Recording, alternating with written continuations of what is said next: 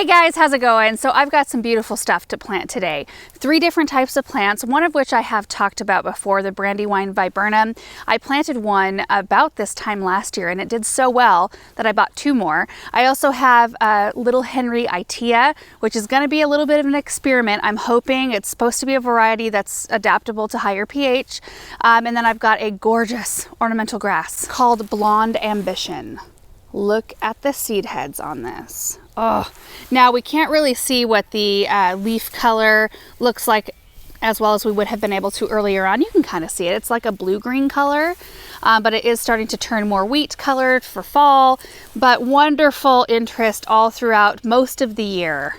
Oh, I just love it. I've got 3 of those. Here's the little Henry Itea. You can see it is already coloring up for fall a little bit. You can see the little, I don't know if you call these pods, but these are where the blooms were. So they bloom mid-summer, I think early to mid-summer, white blooms that apparently look like fireworks. I'm excited about that, to give those a try. I've got 3 of those. And then we've got 2 of the Brandywine viburnum, which they are showing, well, right here. Oh, well, they're gonna start losing their leaves here soon, right? So beautiful fall color here.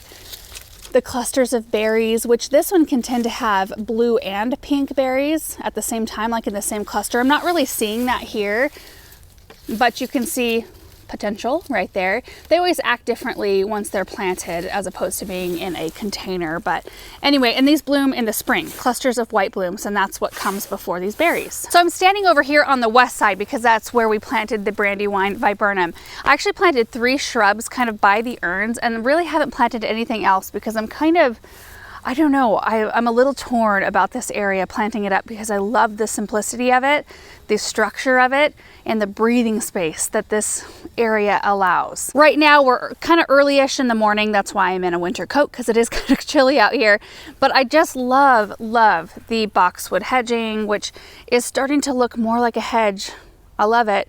We recently planted the bump outs here, and then we've got the urns. I've got a Glow Girl spirea here, and then this is the Brandywine viburnum right here. So this spot actually is very, very sunny. I mean, just in just a minute here, it's going to be sun and sun all day until the very end.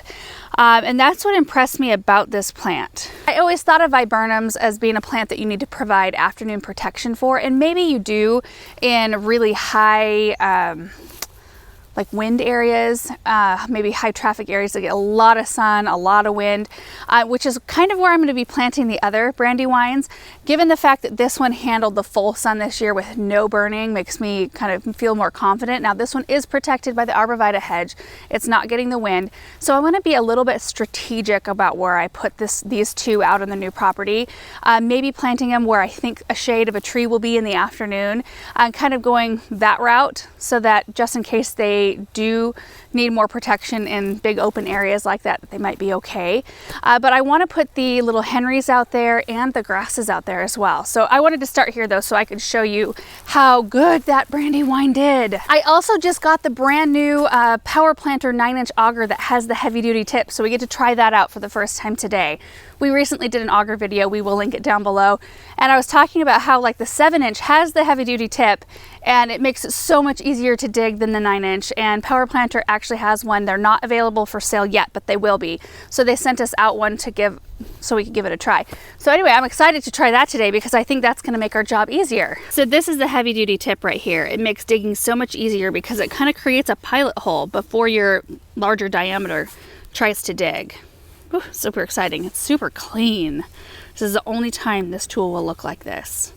All right, so I'm just going to start driving out to the new property, the South Garden, and we're gonna find some locations, get them planted, and then we can go over some more of the details about these plants.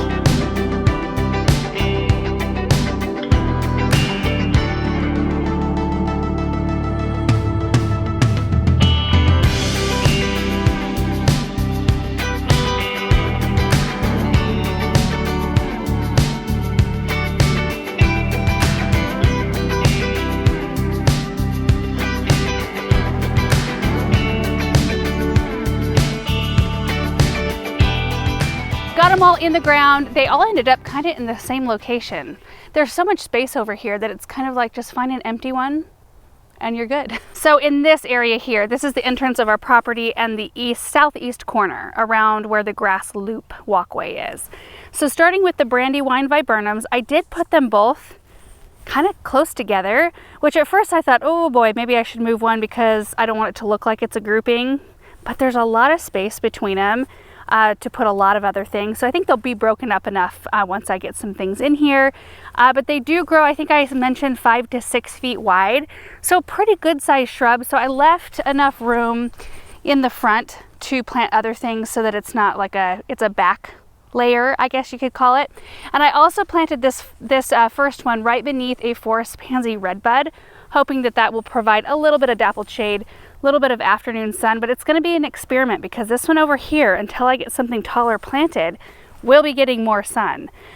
This one is really pretty actually in this grouping. There are 3 totem pole grasses there, and then the viburnum to fill in that space right here, and then a drift of Sunurita roses. I think that is going to be so pretty. So a few extra details on these. They are a zone 5 through 9, if I didn't mention that already.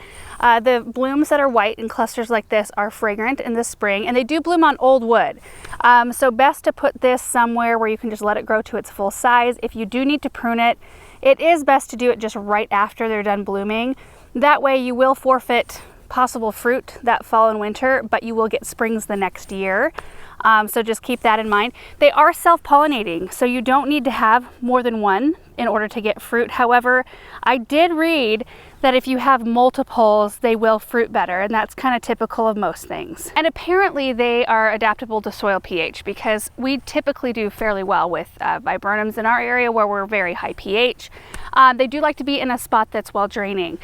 Like most everything else, except for the sweet spires, the Iteas we just planted, those can handle a wet situation. So let's go take a look at those. So these ended up close to the area where Jenny and I just planted some sedum and Sesky gold dwarf birch. So this is Jenny's corner. Here are the little Henry Iteas.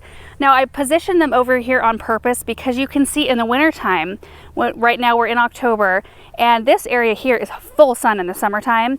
But as the sun shifts in the sky for fall and winter, it kind of goes this way a little bit more and creates shade here, which makes this area retain a lot more water. So sedums, we'll see how they do, but the Iteas should be fairly happy. These little Henrys grow 2 to 3 feet tall and wide, so I thought they'd be really good, kind of close together, left enough space to plant something else in front of them. But they bloom, like I said, the white firework looking blooms in the summertime. And then they do bloom on old wood, just like the viburnum. So if you do have to prune, do it immediately after a bloom. The blooms do attract bees and butterflies though, which is really exciting. And these are deer resistant.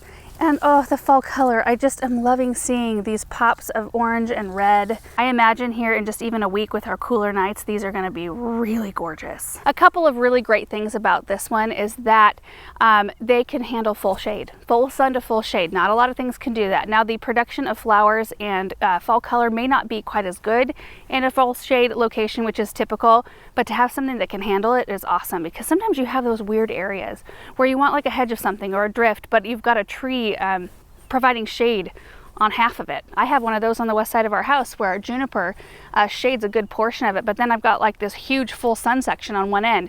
So it's kind of one of those things that you can put, like boxwoods, you can put these Iteas in there. Now it's going to be an experiment for me here because I have planted the Vanilla Spice Summer Sweet twice and they've died both times.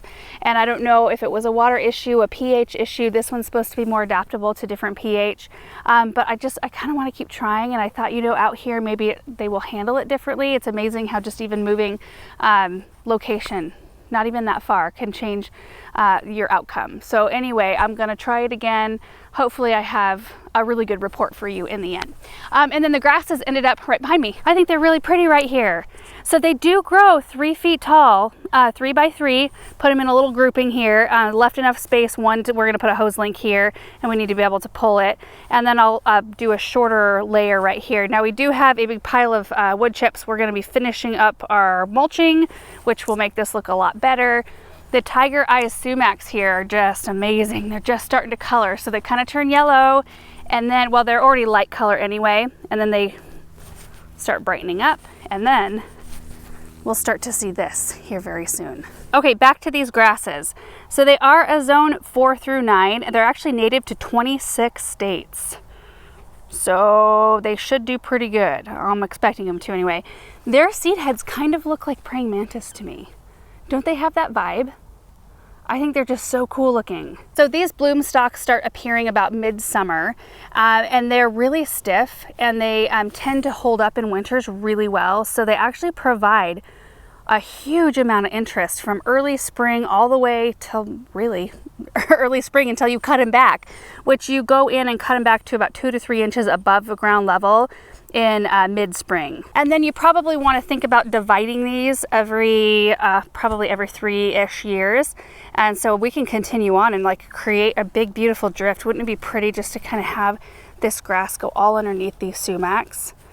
I think that'd be beautiful. So that's it for the plants, but when I was out here, I saw a little spot that I thought the statue that Aaron got for me for I think it was our first Christmas.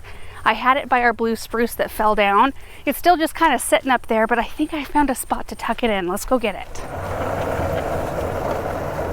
See, she's just been hanging out right here. I might need Aaron to help me lift her though. 1, 2. There.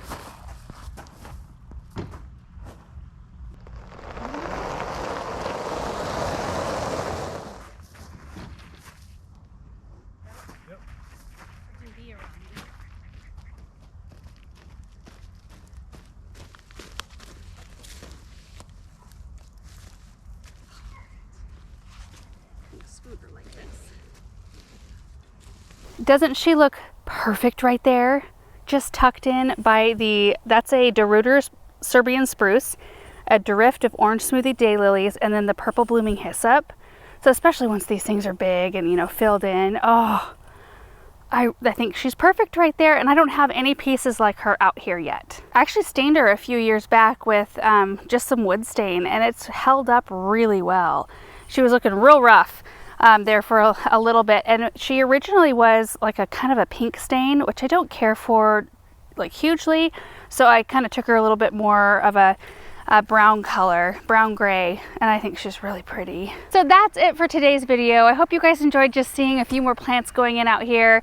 I love to plant things this time of year when you can see what the fall color looks like, and you know, like with the grasses, knowing that that's going to be a little spot of winter interest out here. Just every little thing just adds a little bit more to this space, and it's just so exciting. So anyway, thank you guys so much for watching. I hope you're having a really great day, and we will see you in the next one. Bye.